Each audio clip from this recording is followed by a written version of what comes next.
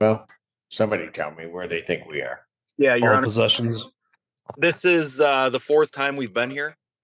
Yeah. Oh, joy me. Okay. Yeah. Go ahead.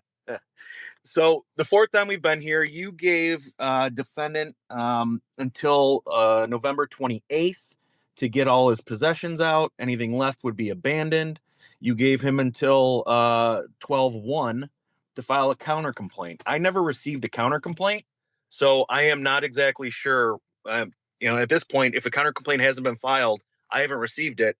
I would ask for a possession judgment at this point. Your Honor, if I was under the impression you gave me to 12/5 to file the counter, and I have that here with me today. I was at the clerk's office prior. Hold on.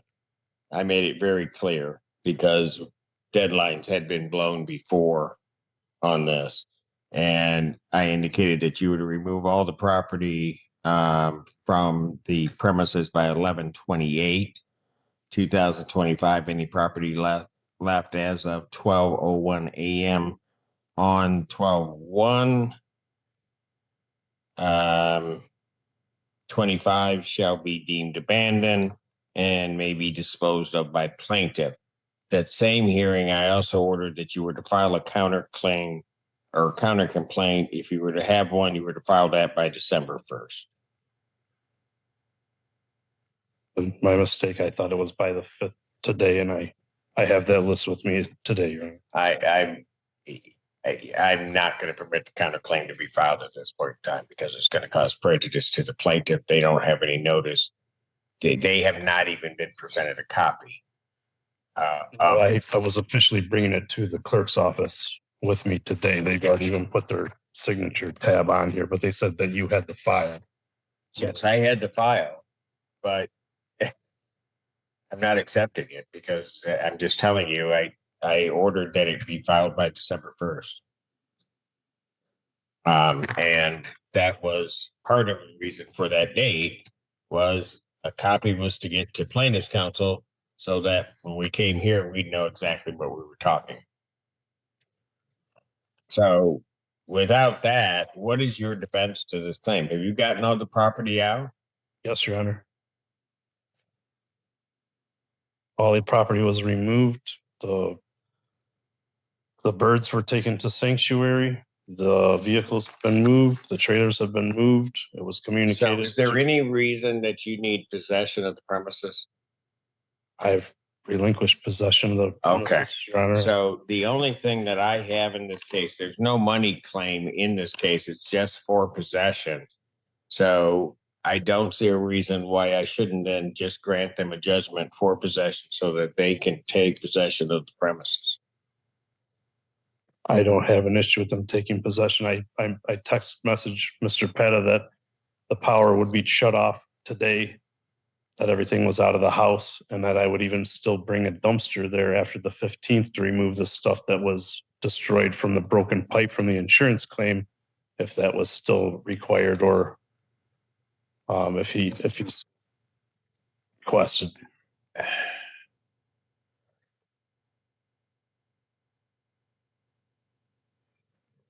How much rent is owing? This was filed as a non-payment claim, but counsel, how much is owing?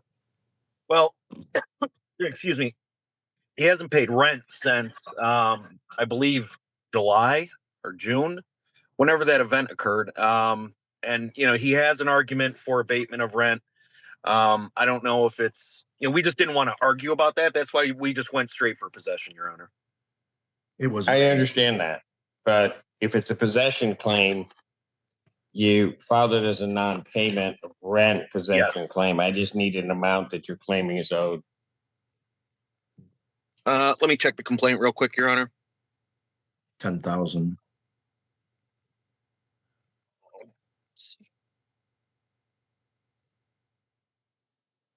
Can I make a statement about the status of the residence, Your Honor? It's still. Hold on, Dave. What's the number? Do you have that? 12,600. He hasn't made a payment for rent since 12,600. Yep.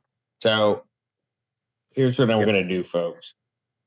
There's no counterclaim that has been filed in this case, And so that you understand, sir, I'm not ordering a money judgment. I just have to have a redemption amount for the complaint or for the judgment. So I'm going to find no tribal issue after a hearing. I'm going to grant a judgment to the plaintiff for possession. Redemption amount, I'm just going to indicate $12,600 plus cost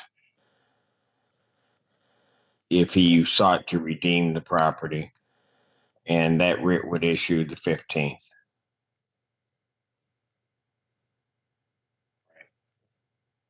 Could you clarify to me exactly what that means, Your Honor? What that means is you've already really relinquished possession, but I'm granting them a judgment for possession of the premises. And that means there's a judgment. If you wish, for whatever reason, but it doesn't sound like that's the case, to stay in the premises or redeem your interest, your tenancy interest in it, you would need to pay them $12,600 plus the court cost in this case. If you don't do that, then they can file a writ unless possession has been surrendered by the 15th of this month. And what does a writ is an order of eviction, meaning that if you were going to stay on the premises, they could have the sheriff come and actually physically remove you from the premises. Understood. So, all right. And the fact that the house was not livable since the incident You happened. needed to file a counterclaim. And frankly, sir, I hear you, but I gave you on October 10th, I had indicated that you needed to file an answer by the 17th, which would include a counterclaim. You did not do that. And then even when you came back, and there were 2 other occasions, and then finally, and you still didn't file it. And so on the 21st of November, I directed specifically that you were to file a counter complaint by December 1st, 2025. I issued other orders regarding the items of property that were there. You did not follow this court's order to file that counterclaim. And so I have no choice, because I have to be fair to both sides. And so I have no choice but to, at least for the purposes of this proceeding, deem those claims abandoned. This entire case is a perfect example of how a simple possession hearing can spiral into a 4-part courtroom marathon when deadlines aren't followed. By the time everyone showed up for the 4th hearing, the judge already knew exactly where this was heading. Right at the start, the plaintiff's attorney reminded the court that the defendant had been given 2 major deadlines: remove all belongings by November 28th and file any counterclaim by December 1st. But when the judge asked about that counterclaim, the defendant insisted he thought the deadline was December 5th and showed up with the paperwork in his hands, hoping to file it at the last minute. That's where everything flipped. The judge immediately shut it down, reminding him that she had repeated the deadlines multiple times in previous hearings, even issuing written orders spelling out the exact dates. And because the counterclaim wasn't filed on time, the plaintiff never received a copy. That meant allowing it now would be unfair. The judge wasn't having it. From there, the hearing became all about one thing: accountability. The defendant said he had removed all his property, taken care of the animals, moved the vehicles, and already relinquished possession. But none of that fixed the main issue. His counterclaim wasn't filed when the court ordered it to be. The judge made it clear this wasn't about rent arguments, property damage, or excuses. It was about following the court's instructions. And since he missed the deadline more than once, she ruled that the counterclaim was abandoned. With that, the judge granted the plaintiff possession of the property. She set the redemption amount at $12,600 plus costs, explained how the writ of eviction would work, and made sure the defendant understood exactly what the judgment meant. And just when the defendant tried to speak again, the judge ended the entire case with one of the coldest lines of the year: "No, I'm done." That moment has already gone viral because it captures the reality of courtroom procedure. Judges can be patient, but they can't run a case on missed deadlines and misunderstandings. When an order is given, it has to be followed. And in this hearing, the law spoke louder than any explanation could.